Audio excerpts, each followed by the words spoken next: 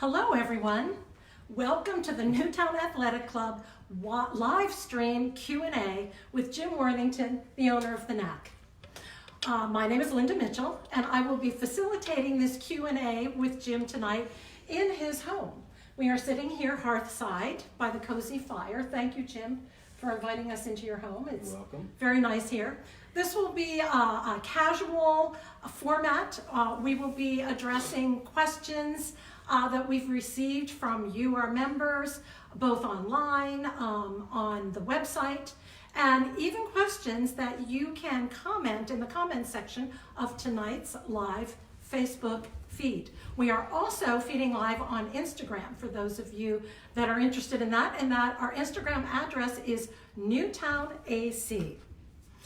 So grab your popcorn, grab your chocolate chip cookies. And your pillow. And get ready to wind down with us tonight with a really interesting, fun time. So again, Jim, thank you. You're welcome for having us here. No, I'm glad to do it, and I think this will not only help the members, but I think it's going to help the staff who gets bombarded by questions every day. And I think that one of the hardest things in our business, in a club of our size with the amount of members, is to be able to disseminate the information.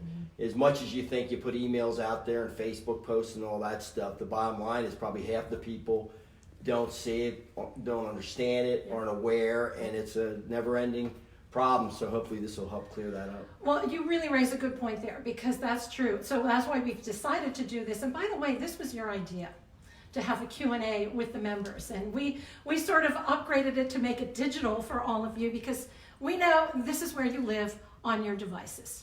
So let's get right to it. Okay. We have some questions, frequently asked questions, that we'd like to begin with. The first one is about parking. We are building a new, what we call north entrance, which is over by the escape current entrance. So talk to us about that parking. How will it provide relief? Well, first of all, I want to give you why we are doing it, which I think is a very misunderstood question that needs to be answered. We realize that the parking at the NAC, because it's so elongated and away from the building, is a problem, particularly in the wintertime. You could be 3 bays back and have almost a 100-yard walk. Ironically, the original NAC, or Newtown Racquetball Club, in 1978, 90% of the parking was in the front of the building where the bypass was. Most members don't know that our land was condemned 30 years ago. They took 2.5 acres off the front of the building, which is the indoor pool side, and that's where all our parking was intended to be. But when the state condemned it, we had no choice but to buy land and go more perpendicular to the club. Right. So anyway, we realized it's a problem, particularly in the winter months. So we went to the expense of building a north entrance on the back of the building, which the cost of that is in excess of $1.3 million. The idea is that in the wintertime, the people will be able to, if they're not able to get convenient parking in the main lot, will be able to park in the back of the building and have access to 150 spots that are equivalent to being either in the first or second bay of the front entrance. That entrance will be staffed probably Monday through Friday, 8 a.m. to 8 p.m. And then most likely Saturday morning from 8 to probably 1 or 2, and Sunday. The idea is to alleviate the burden during the busy times. There's no real reason to have that open at 5 a.m. in the morning, Monday, Tuesday, Wednesday, Thursday, or Friday. So we'll probably staff that at 8 a.m. And we see that being really good for mothers and parents with kids, because that has great proximity to the child care. So when you go through that full service entrance, it's going to be beautiful, by the way. You'll go through which is what we refer to as the back gym, where Parisi and some of the hardcore training is, and you'll be right next to the golf simulators, which are right below the nursery. You go up the steps and you can drop your kids off. It's actually more convenient than the main entrance for people with kids. So, we're happy to do that. We think it's going to be a real plus for the members. Yes. Excellent. That should open January 1 to 15th. Fantastic. Right when it's cold out and everybody will really be able to enjoy it the most. So very good. Thank you for that. Let's now move on to a very frequently asked question. It's about membership dues. Our dues do go up every year. So why don't you, if you would, address that a little, and also bring to bear on that the idea that we have so much to offer within that, all the boutique, the boutiques, and how you would compare. Okay. Well, first of all, to address the membership question, and I think a lot of because we seem to be we are a unique facility in not just the Newtown, Bucks County, southeastern Pennsylvania. We're one of the most unique clubs in America. Ironically, if you look at what we charge for, let's say, an adult individual membership, I think it's $145 or $6, something like that. Other parts of the country, whether you be Chicago, California, other parts, it's really what we offer is really on the low end. But let me just give you a little bit of how the business works. And I think a lot of the members will be a little bit surprised by this. As high as they think the membership fees are, it covers 55 to 58% of our operating costs. So right out of the bat, right out of the gate, we probably spend $16-17 million a year minimum just to operate the club between payroll and all that. The dues are about $9 million. So we have a shortfall in the get-go. So, I mean, I'm not saying that we, are going to take those dues and, double them, because that's what we'd have to do to get to where we would be a break even. But the bottom line is we're not even close to covering our operating costs. And that's another thing. I mean, it leads in another part of the, people, they say, well, geez, I want to use the pool on the weekend, but there's birthday parties. Or why do you have guests come in? Or, why do you have other events that generate money? And, why do you even have a spa and salon and all these other things? Well, you need those things to pay the bills.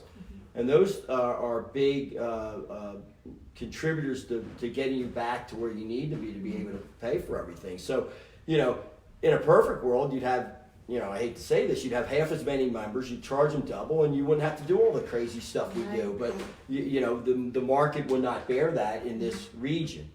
And so it's give and take. The reason why the dues go up every year is simple. The employees, believe it or not, want to get raises every year.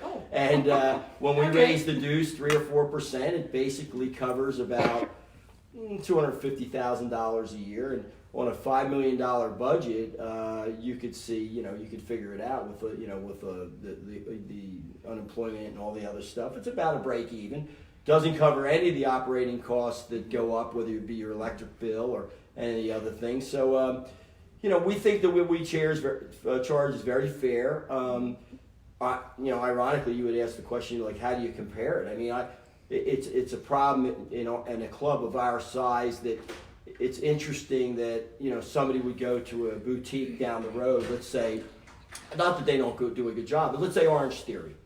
People go to Orange Theory and go 3 times a week for a month, pay $170 for 3 times a week, 12 times a month, and get one program. And for some reason, they're fine with that, even though we offered $145 an entire complex.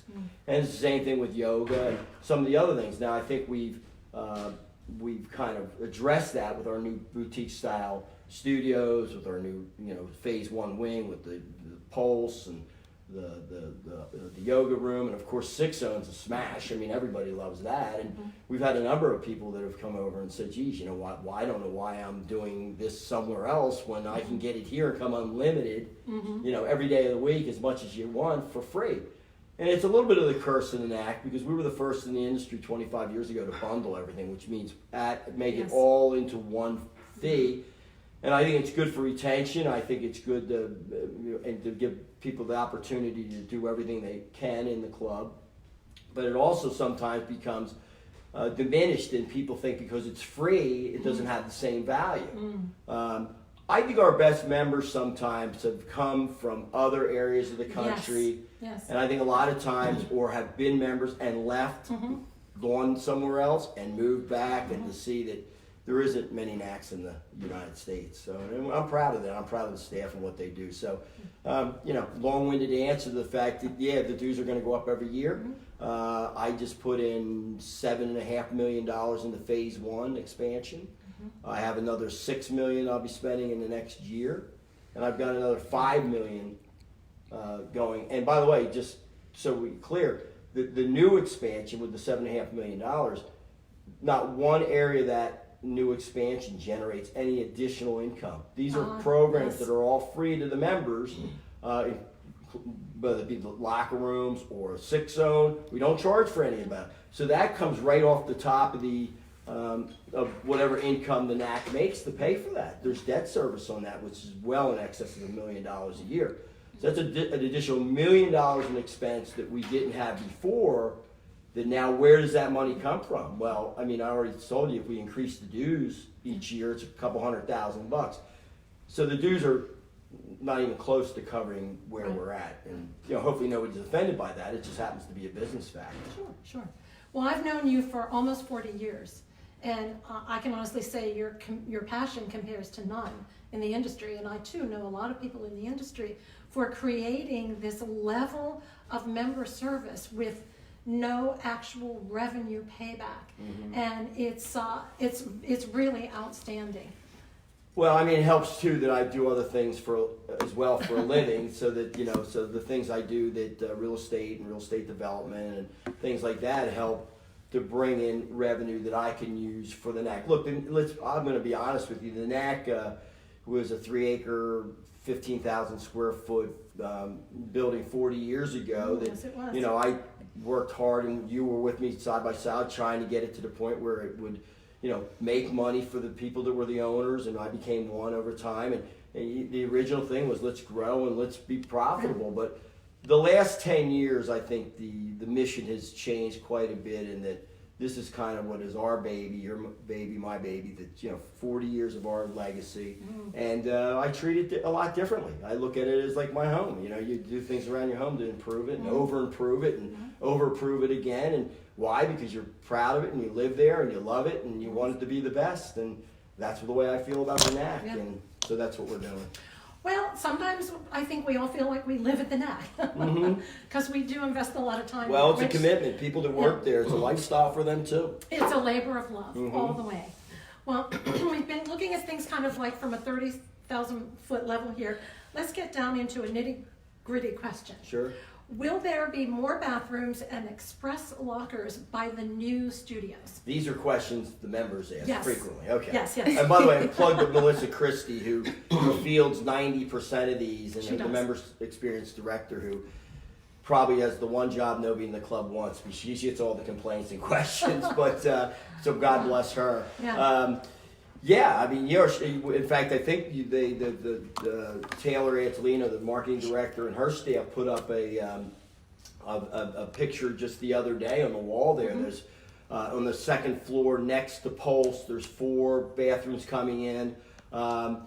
They're hopefully starting construction in the next couple of weeks. I think one of the things and the express lockers are right near there. One of the things I think the members need to understand, it's not as simple as just saying we need bathrooms and building it. In Newtown and any town, you have to go through acquiring building permits and submitting plans. And when if I could do it, I would just say, let's just do it, and we'd start tomorrow, because I do construction myself. But the reality is you can't. When you finally determine what you're going to do and how you're going to do it, it could be a 3 to 4 month process to get it done. And the fact of the matter is, somebody could say, well, why didn't you start this process 6 months ago? Well, the bottom line is we needed to get done phase 1 before we got far down the road in the design phase. And the other problem is, frankly, we're displacing the whole marketing team as well as you, Yes, because that's where the bathrooms are going. And I think the members need to know this too. You guys have no place to work, and there's about 20 of you once we put those bathrooms in that have Yes. nowhere to go. Yeah. So I mean, there's always, you got to be conscious of your staff as well as the members' needs. But look, the bottom line is we always put our members first. So you guys are going to be sitting in the hallway next week. So how do you like that? So how do you like that? I'm okay with that. I'm fine with Mm-hmm. that. But I better start cleaning out my desk. Yeah, you don't have a choice, so that's where you're going. Oh, okay, another nitty-gritty question. Very specific. Currently, there is a temporary wall outside of the men's locker room. And it's facing the bypass. If it was not there, would you see right into the locker room? Or are we going to be putting something up? You mean, okay, so outside the men's locker room, Yes. which the outer wall's all glass, there's a structure there. It's like a cloth structure that block the view. Blocking the view. Again, this was something that we needed to get approved by the township, but basically there's going to be a stone wall there. It's probably an enclosure, which will be almost like a little garden area that will be far off the wall. It's probably about 30 feet in width. And it'll be like 7 feet high, and there'll be a waterfall on both sides. And the idea behind that, again, you protect from the road so people can't see in the locker room, but it also will provide like a garden area for the members, the men, to go out and sit, read a book, get on their phone, take their laptop, get a little sun, whatever the case may be. But it's going to be a relaxation area. When we designed this, it struck me when we got into design like 6 or 7 years ago. I remember my architect Hervé Lavoie, who's also in the golf club industry, told me 20 years ago about how in Japan you could be on an exclusive men's golf club, and they had glass that would look out to the 18th hole so that the guys in the locker room could watch people come up and finish out. It always struck me that why couldn't we do something with our locker room if we had an external wall that we could have natural light come in, and it's made a world of difference. When you have light that comes into anywhere, whether it's an office building or whatever, it really does open it up. It makes it brighter, it's a happier, warmer feel. And it was I'm so glad we did that. People at first thought, what are you going to have, a wall in the men's locker room? But it worked out really well. Yeah. So, unfortunately, the women's locker room's on an inside wall. There's no way to go around it. And by the way, I don't think they want a wall dividing them from the outside world. So, I mean, we nixed that idea early on. So. No, the women's locker room is they're going to in be a good beautiful. spot. They are in a good spot. Well, speaking along those lines of relaxation, let's talk a little bit about the new recovery concept and the European spa. Okay. Yes, this is a very controversial thing. Not because people don't want what this. Well, first of all, I don't think they understand what it is, but they hear European spa, and I think they get excited about that. But the controversy was with the men. The European spa concept is located at the end of the indoor pool. And basically, if you think about, if you're looking at the pool, from the upstairs down, not the therapy pool side where you have the little pool, it's the far end, the left side where the men's and women's locker room is. Yes. That area there, which is the old men's locker room, is going to be demoed out. And so at the end of that pool, from one end of the pool to the other, so the width of the pool will be 3 bodies of water. There'll be a hotter body of water, like a pool, that will be, say, 104 degrees. And then there'll be a cold plunge in the middle, so whether it's 40, somewhere around that temperature. And then you have a warmer water area, like 90. And the whole idea is this relaxing. It'll be co-ed, so the women will be able to enter from their locker room, the men from their new locker room. And you go in and it's all part of the recovery relaxation, which is really the craze in the industry. Where the controversy came in was when we did the new men's locker room, we did not put the sauna and steam room in there because it needs to be located next to the recovery area, because the idea is you go from one to the other, and there's science behind it, and I don't completely know it all, but the reality is all those amenities need to be together to get the full effect of the recovery. Okay. So, unfortunately, when the men's locker room was done, and brings us another thing, the men's locker room had to be done first because then there was 3 locker rooms. Yes. There was the original women's, Yes. the men's, now the new men's. Yes. So the men went into the new, the old men's got rehab so the women could go into there. So you needed a 3rd locker room because you couldn't do the women's first, so they'd have nowhere to go. Exactly. So that was another problem that people didn't understand. But you get accused of all kinds of crazy things. But the reality is that the women had to go second. And the reason why the sauna and steam room goes into the old men's locker room because that's right next to the pools, the European spas. So, I understand it's a year out. We looked at temporary. There was a problem with that because you just can't build another structure because we're built out. That's another thing people don't understand. You just can't go and just say, well, I'm going to plop even something that's 1,000 square feet. Right. Because there's a thing called the impervious coverage ratio, which we are at our limits now. So if I even expanded a 10-foot patio, I would be in violation and I would not get it. We are completely built out the NAC in terms of adding any more square footage to the facility. So I couldn't even put in a temporary one, even if I wanted to. And then when we looked at it, we couldn't make it work anyway. Yeah. So it's going to be a while. I feel bad about it, but look, you and I have done this for 40 years. It always creates an issue. Mm-hmm. People threaten to quit. They don't understand. They think there's some ulterior motive. I don't know why anybody would think we want to make them mad. I mean, we're not in the business of making people mad. We're in the business to make them happy, right? Yeah. So we always think of whatever way that we can make them happy. But when you just can't do it, you can't. And I guess that's one of my biggest frustrations. You would think after 40 years, you and I would get a little bit of the benefit of the doubt. Like, maybe we don't like the guy, but he does care about his members, or maybe whatever they think, But the reality, and I'll give you a perfect example. Like, from the men's locker room, the new men's locker room, to the indoor pool, we just built a $75,000 enclosure to get them from there to there. Now, my architect said to me, that's crazy. Just have them walk down the hall or go in the family locker room. I said, you don't understand. That's not what I want to do. Yeah. So we spent the $75,000 to make a temporary walkway that in 8 months I'm going to rip out. And he thinks it's wasted money. I think it's the right thing to do. And I also think it alleviates a lot of stress on the members because I don't get the complaints. Yeah. The employees do.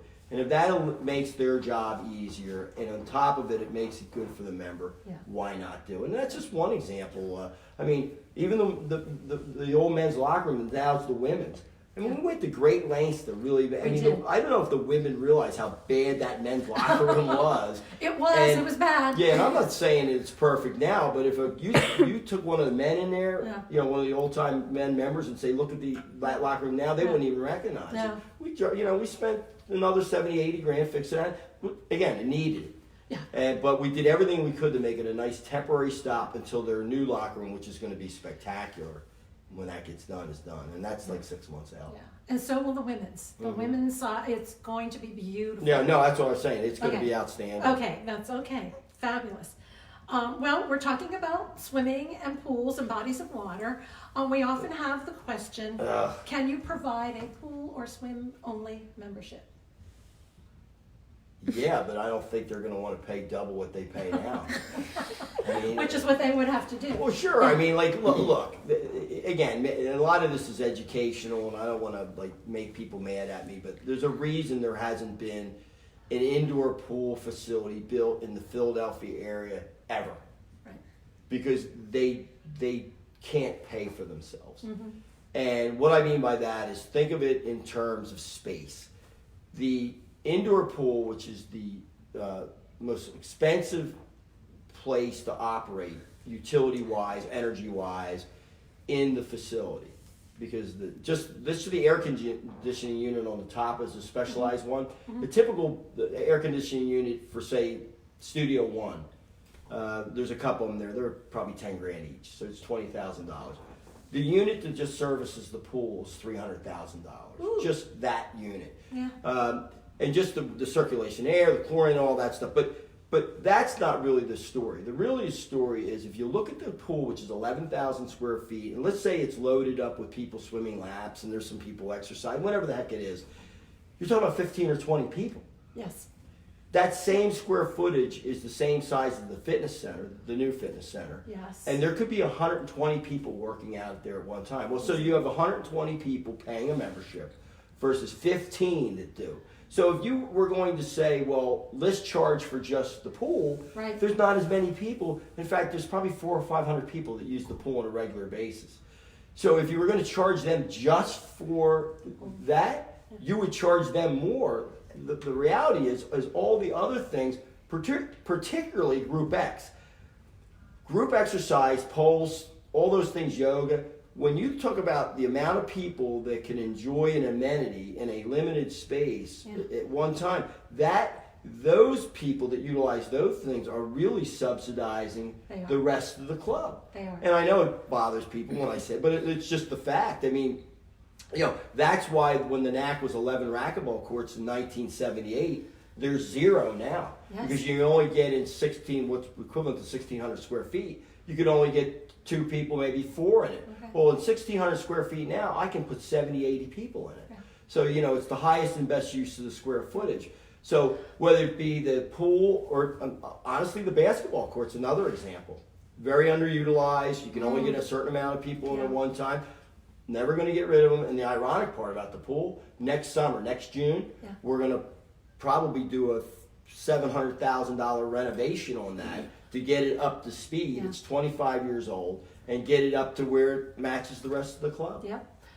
I was just going to ask you that because I knew that was coming. It's like Yeah, I mean, people. Honestly, again, it's a labor of love. It's a lot of money. And by the way, the lap swimmers, they wonder, like, why do you have lessons, and why do you have physical therapy, and why do you have kids' birthday parties? We have to do that to offset the operating costs. It's as simple as that. Yeah. I mean, if people want, if the members came one day and said, look, we're willing to pay double now, get rid of all those things, it would make our life easy, but that's never going to happen. No. So you got to do all those things, unfortunately. So. Well, that kind of folds into our next question, which comes from a member. His name is John McConnell. Maybe you're listening out there, John. He's been a NAC member for 6 years. He wrote, any plans for indoor or outdoor tennis? Yes. This has to be an acquisition, though. There's 2 things I can do. One is I could take the existing field house, and the sports training center, which is not part of the NAC, just so everybody understands. It's a separate business. Separate business. But it's located next to the NAC. I have drawn up with my architect the ability to turn that into 6 indoor tennis courts. Now, I've toyed with it. The problem I have, we have the Rockstar cheerleading there, which a lot of young girls and families enjoy. Yes. Chris Lanto runs it. I'm not keen on displacing or removing that program. Mm-hmm. We do the baseball and all the other stuff in the other sports training center. Again, there's people employed there. It is a possibility if to look at it that way. But the other thing would be to find a site nearby us potentially to do it. There are neighboring landowners that I've been talking to about the potential of acquiring their sites. Unfortunately, when people know that you could use it for something, the price goes up, exponentially. That's a problem. So we're looking at numbers that are huge, and I got to make them be able to work, or the bank won't give me the money to do it. Okay. I also own 18 acres across the street on the bypass that potentially could be another, say, and I don't know if the NAC is north and that's south or that's east or west. I don't know, but we'd have 2 different campuses that we could potentially do something there. So that's on the bypass leading out of Newtown. I guess it's lower. That would be east. Yeah, Lower Silver Lake Road, Yeah. LaSalle on the right-hand side. I have 18 acres there. There's a possibility. I don't like the fact that it's not adjacent. Adjacent would be good. Yeah. I do have a lot across the street, across from the field house, that in front of the new building that's going up there, which happens to be mini storage. People thought that I was building an apartment building there. I'm not, but that open ground between the bank and that building across the street from the NAC. Okay. That's a potential site for indoor tennis. I think indoor tennis would be wonderful. I just don't have the spot right now to do it today. But Okay. we've had the plans drawn up for 4 years. Okay. Okay. Long answer right now. I think that's a promising answer, John. Yeah, no, I mean, we'd love to do it. Well, I have another specific question from another member. Her name is Kayla Schramm, Mm-hmm. and she's been a NAC family member since 2006. Now, I happen to know that Kayla is 17, so Jim, you're good at numbers. Okay. In 2006, how old was she? She was little. 3? Yeah. Yeah. Well, anyway, she is asking now, when she's 17, will there be a new cycling studio? Well, I know the answer to yes. that. I mean, honestly, I mean, this phase 1 is just the beginning. Phase 2 takes the whole center of the club, where you've got Studio 1, 2, and Spin, Yeah. the spa, the marketing office, the old yoga studio. That all gets completely wiped out. I mean, imagine taking this box that has all these little components in it and wiping it out and starting over. So the Spin Studio, that we're talking about, is going to have a screen. I forget the name of the darn thing, but it's like, I call it like an IMAX screen, but it's basically we will be one of maybe 5 people in the world once it's installed to have that. I think right now I know there's 2 or 3 in Europe, 1 or 2 in the United States. Maybe we'll be 5 or 6, but the Spin Studio is going to be unbelievable. I mean, imagine taking Pulse and those rooms we have over there, and the Pilates room, and taking that type of concept and creating an environment for Spin that is this high level, unbelievable. I mean, imagine the Spin room now 10 times better. I mean, that whole old concept gets wiped out. There's going to be stadium seating for the bikes, so it'll go down into the screen. The screen wraps around the wall. You know, it's like 10 foot high all the way around. It's on a 30-foot wall. It'd be like nothing they've ever seen. Oh, that Just the sounds screen amazing. alone is Yeah. $275,000 just Ooh. for the screen. Yeah. Yeah, it's But going to be that's- unbelievable. That's going to be a fabulous experience for our spinners, Mhm. our cyclists. I who think want- what we've done with the boutique experience in phase 1 with those things, and then with the hot yoga, which is going to be called 105 degrees, and then the new Spin, which I forget the name of it, and then there's another studio that's going to be the Bar Lab. I don't know if that's the name. And then Techno Gym will be over on that side. I think you will, and look, you know this, we get visits from all over the world now Yes, to we see do. this, and particularly this phase 1. We are doing things that haven't been done in the industry. Yep, and I'm not sure that people realize that. So we have some Yeah, friendly it's my dogs. dog. Friendly dogs in the background. Love Tyson. them. Tyson and Remy. Yeah. Love them. Yeah, Studio 1 will become the Bar Lab. I think that's what you're talking about. No, Studio 1 is going to be where Spin is. But Okay. remember, it's not just in that corner, because that whole hallway comes straight out. Yeah. Studio 2 will be the Bar Lab, and Okay. where Spin is now will be where Techno Gym is. Right, Techno Gym will move Techno over Gym. to Spin. But remember that none of those rooms stay in that configuration. In No. fact, if you take the hallway now where you walk back to the Pulse Studio, there's going to be this long promenade that you'll be able to stand in the back of phase 1 by Pulse and look all the way down to the nursery when it's all done. I know it's hard to envision when we're here talking, but literally there'll be this promenade that will go all the way down the center of the club that you'll be able to see from the front to the back. That's going to be very cool. It's going to be cool. Yeah, Yeah. when you walk in, it's going to give you a feeling like you've never experienced before. Okay, one more question. Tell us a little bit about your plans and your concept for the Escape Resort and our food and beverage. Well, I mean, I'm not gonna. There's no use. It is what it is. We haven't ever been great at the food and beverage side because, frankly, that's not our business. Right. And it's been very difficult when you operate 5 months of the year, possibly 6, to be able to acquire the talent that you need, professional talent that you need to operate that, because what do you say to somebody who, has worked there 6 months and now there's nothing else for them to do? Hey, thanks, see you later, and see you next summer. I mean, that's not a real good, job security. So historically, we've tried to do it with people on our staff, managers on our staff that were very willing, but maybe not as, we were asking too much of them. Because it is hard, and not that they didn't do a good job, but look, food and beverage is tough. I mean, let's be honest. Yes, it is. I mean, you were in that, years ago when you in your other career when you were, involved at the hotel business. Yeah. Mm-hmm. So I mean, and let's be honest. There's very few places that are similar to NAC Escape in the summertime. You could get 2,000 people out there at one time. So even people that are in the industry come and they shake their head and say, "Man, you got a big job in front of you." So this is what we did. We decided to say, look, we bit the bullet. We hired a guy named Jim Carnahan. I've known him and his family since he was a little kid. He's now almost 50 years old, but he's a guy that's had 35 years of restaurant and country club and high-end experience. He understands customer service. He's been at Philadelphia Cricket. He's been at Old York Road in Upper Dublin. He's been in a number of places. He comes with a great work experience, great resume, awesome, great guy. And the reason the timing's right on this now is because when we roll into phase 3, God willing, we're going to get rid of the entire cafe complex concept we have now. We're going to uplift it to more of a restaurant concept, not full restaurant, but closer to that than where we are now, much further along than where we are now.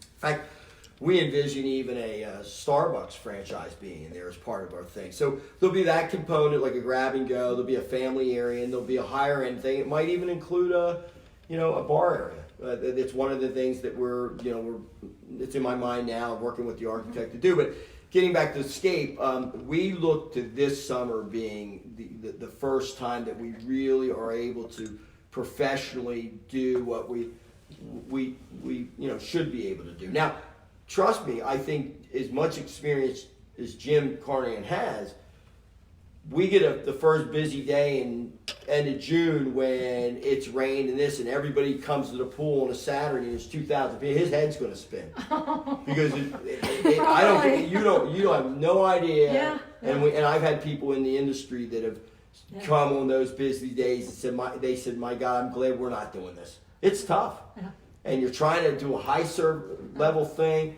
But it's funny, and Kim and I travel a fair amount, and I'll go to say Vegas, or I'll go to somewhere in Miami, the W, or something like that, and I can tell you this: the service of those places is not as good as what we are. Not as good. I've waited an hour and a half for a drink or a iced tea or a sandwich. I'm not saying that's acceptable. Right. It is funny that, and by the way, we've had the same thing at NAC Escape, so I don't try to minimize that. You don't want that, but I do think the expectations sometimes for what we do, sometimes because we aren't the Ritz-Carlton, we try to give that experience, and we're always trying to get to that. It's very difficult even for the Ritz-Carlton and the W. I guess that's what I'm saying. So. Look, the one thing about the NAC, I'll tell you, and the employees, they're always doing their best. And it isn't a lack of effort. Yeah. And if we screw it up, it's because we screwed it up. It's not because we want to. So. And we always try to make it better. We try, but I know we're in the customer service business, and you can't have too many screw-ups. But that has been a real tough part for us. It really has been. I'm not going to lie. It's always been, hey, 4th of July, I'm cooking burgers and washing dishes. So, I mean, like, when they have to call me in, and I have no knowledge of any of this stuff, things are bad or get tough. So no, but you're there with your sleeves up. And I'm trying. We're trying. Lots of us are. So and Joel good. And all those guys, Melissa. But anyway. Yep. Well, I do remember we recently were interviewed by Fox 29, and Jen Fredericks said, my gosh, this is the Ritz-Carlton of health clubs. I do remember her saying that. I think we get a lot more kudos from people from the outside, sometimes from the inside, and that can be frustrating. I know it's frustrating for the staff, Because it's like if you went to a fine dining restaurant every night of the week, maybe after a while you kind of just get used to it and you don't appreciate it. I think our staff feels that from time to time. And I know I do. I'm not gonna lie to you. So I know we're always trying, but and I'm a big advocate of endorsing and promoting places I like. And I know this is a little bit off the schedule of questions here, but I would tell you the one thing that probably bothers me the most is when we have someone who's been a member 10, 15, 20, 25 years and they fill out that medallion survey and it says one of the questions most likely to recommend 1 to 10 being 10 the most, and they give you like a 5. And you're like, well, why would you come here for 20 years and you don't feel comfortable recommending us? I mean, that's the lifeblood of any business, let alone the NAC. And, 70% of the new members come from recommendations. And by the way, we want that. You know why? Yeah. Members that bring their friends and family stay members longer, and they're happier and they use the club more. Yeah. So they're one of the things that really is one of my pet peeves, is that I just shake my head when somebody, well, you've been there 22 years and you don't feel comfortable recommending us? Yeah. I mean, that's your place you go to all the time. Don't you want it to succeed? Don't you want it to improve? Don't you want to see the employees there do better for themselves? Yeah. It is a frustration. Yeah. I can see that. And I'm sure they do deep down in their hearts, but, Well, I guess I could say I love you, but if I don't tell you once in a while, then I guess that you'll never know, right? Thank you. You tell me aplenty. I appreciate it. Well, I do. All right, we're going to veer off into another direction here, and that is, tell us about that enormous American flag and why God Bless America, or America the Beautiful Place. Well, who wanted to know that, by the way? Well, a number of people. Yeah. Okay. Nobody in particular. Okay, well, that's fine. I want to make sure that wasn't It's in a good way. Okay. Yeah. Look, I love America. Okay, so any country that somebody with the limited brain power me can succeed should be a place that people would appreciate and love. I mean, my father was a veteran, and right over there is hanging on the wall is his uniform, and it's the greatest country in the world, and it's the greatest country in the history of civilization. I know people think it's a political statement. It's not a political statement. Every American, they all love America. It's just everybody has their own thoughts, but that's nothing to do with the love of the country. We all love our country, and the bottom line is, I'm proud of it. And any time I can display, all over my house I have flags. I just feel blessed. Yeah. And frankly, the idea came. My two partners, who are no longer partners, they were partners from 1981 to 5 years ago, when they said they didn't want to do phase 1 and spend all that money because they thought that it was a bad move, and then they decided that they didn't want to be a part of it, which was fine, and I bought them out. They were both war veterans. Both served, years ago. One in the Navy, one in the Army. Peter Brahms, Howard Berlin, and my dad served in World War II. Yes. So I thought when we did the 40th anniversary, to honor them, I put up this massive flagpole. And at the bottom of the flagpole mentions my dad. And Peter and Howard. Yeah, it's a beautiful thing. And my father, too, was a veteran, and I take that flag as a tribute to him as well. And I think we all. Yeah, it's for everybody. It's for every veteran, everybody. But it really is to honor America. And I even got the flag on top of the field house, so I kind of flagged out a little bit. But it is what it is. And I know I play the music in the morning, and people think there's something behind that. There's nothing behind that. I play that every morning when I wake up. You can ask him. 8 o'clock in the morning, God Bless America, or whatever other story. Yeah, comes on and I play it. Why? Because I love to hear it. There's nothing political about that. It's just I love my God. Put it on right now. So anyway, we'll wrap up the show with that. How about that? The show, like this. And it doesn't have to be God Bless America. It can be any patriotic song. Yes. Well, we're good on time. I have a couple of wrap-up questions for you, but before we get there, is anybody even listening up there? Yeah. Yeah. All right. Thank you, everybody. Well, we have like 100. Oh, nice. Thank you so much. We have our little team here. Thank you for supporting us on this and backing us up. Couple of questions. And we were talking about membership dues and expenses before. So I wanted to circle around to our financial scholarship programming, which is very unique in the industry. Yeah, that's a good question. Many years ago, you and I instituted a thing where people we were told, or somebody brought it to our attention, or they came in and they said they couldn't afford being a member of the NAC. You and I would just say, okay, go, you're a member, you're free. Mm-hmm. And we did that for many years, and then we decided to make it more structured because it was happening more often. We didn't feel like we wanted to be the judge and jury, and also because it wasn't a formal plan, nobody really knew in the community, right. And not so much the people that were getting it, but other people. Yeah. And we decided to make it formalized, so anybody can be a member of the NAC. This thing that it's too expensive is not true. It could be that you don't believe it's worth what we charge, mm-hmm. but if you want to be a member, we will make it work for you if there's a financial need. So you fill out, some paperwork, you submit a tax return. There's hundreds of people now that come to the NAC either free of charge or a deep discount. And by the way, we right off the bat, we offer military, police, and other discounts for heroes. Mm-hmm. So, so we do. I mean, every week we get 2 or 3 people that apply for it, and it makes you feel good, and it's the right thing to do. A lot of those people, some of them stay on it forever, and some of them get back on their feet after a few months. We've got members that have been there, 20 years that, were, fully employed, gainfully employed, mm-hmm. and, they ran into something, a company moved or a layoff or something like that, and all of a sudden they found that they couldn't afford the NAC membership. We said, hey, you come free until you get back on your feet. Let us know what you think when that time comes. So, you and I have been doing this for years. I mean, at one time we tabulated, I think back in the late 90s, early 2000s, what we were doing. That's when we owned the country club, the Middletown Country Club, and we figured out somewhere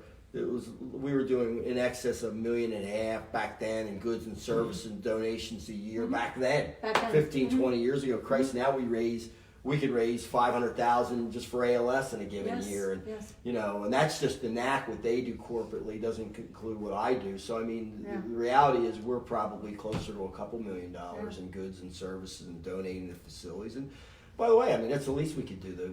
We were this little 3-acre. 15,000 square. It's funny. I was thinking about when I was getting ready for this. The NAC, the original Newtown Racquetball Club, is the same size as my nephew's house that he just built for himself. Now go figure. Now I'm not saying that's not a big house. It is, but the reality is it's the same. It's small. It's there's a house down the road here a mile away that's double the size of what. Now I live in an old 300-year-old barn, which is not enormous, but I mean nice. the NAC was it was little. Yeah. So I mean, how did it get so big? The community supported, the township officials supported it. Yeah. They supported my vision. My partner supported it. The members supported it. The employees supported it. So, why not give back as much as you can? Well, speaking of giving back. I would like you to extrapolate a little bit on the NAC Have a Heart Foundation. Okay, well, Have a Heart was founded originally by, people are going to like this, by a guy named John Cardisco. Yes. And myself and you. And John Cardisco, ironically, is a great friend of mine, as a partner. He had he had a grandson that was special needs back in the day. And I guess this was back in maybe 20 years ago, probably. Yeah, about 20 years ago. And he said to me, my son doesn't have my grandson has nowhere to go in the summertime. Do you think we could do a camp? Mm. So we did a camp, and before you know it, we got more kids, and it was really, really great. And at that time, he said, well, what do you think? John and I said, these ideas, of what do you think about doing special needs playgrounds? Yes.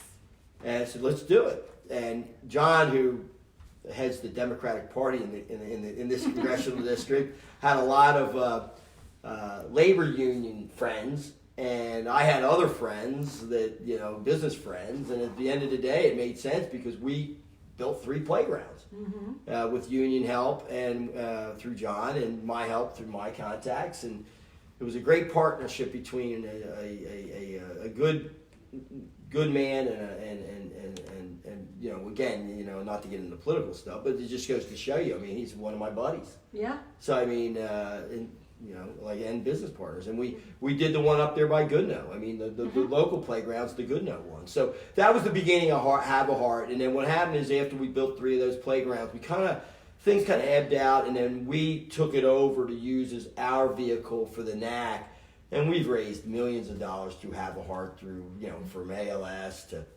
you name it. I mean, we get I don't know how many requests we get a week, and we fill them all, and and it's gratifying. It's great. It's great. I mean, that's what the NAC is a platform to do good, whether it be charity, employment, or the Right to Try bill, which land breaking bill that got passed a few years ago, headed by Matt and Caitlin Bellina, and some of the work you did, and I chipped in. Yes, you did. Yeah, that was our foundation, and now we're down in Washington trying to get a bill passed called FIT. Yes. Which is good. Yeah. So, I think Taylor has a question. And so, okay. Oh, we got to keep moving. Telling me to get it moving. Well, I'm going to move on to the wrap-up portion, which is, and this you can feel free to expand upon, but you're known in the industry, and you're known in the region, and you're known just for your extraordinary vision. So it's been 40 years of your vision, which has really gotten us to this point. And you're going to say, no, it's not just me. It is your vision. And yes, we help you all along the way. I've been there the longest. But speak to your vision, what you see moving forward, how we got to this most recent expansion. Where might we be in 2, 5, 10 years? Okay. I know we're running short here. Not that short. We have a good 5 minutes. The idea behind it was to really exceed boundaries in this most recent thing. It was 6 years ago, 7 years ago, I came up with the boutique concept, putting in what we call a big box club. That's what we're called, a big club. Yes. And take these little experiences. People want experiences, whether it's travel, dining. Health club falls into the same thing. Yeah. Particularly younger people now. It's ironic, those younger people are the people that have 3 memberships to different places. Why should they have to go to 3 places? Let's give them everything under one roof. But the key is it's got to be a great experience. For instance, 6 Zone used to be in the back gym. It was okay. It wasn't good. Now it's up front in the thing, and it's designed just for that. People love it. It's an experience.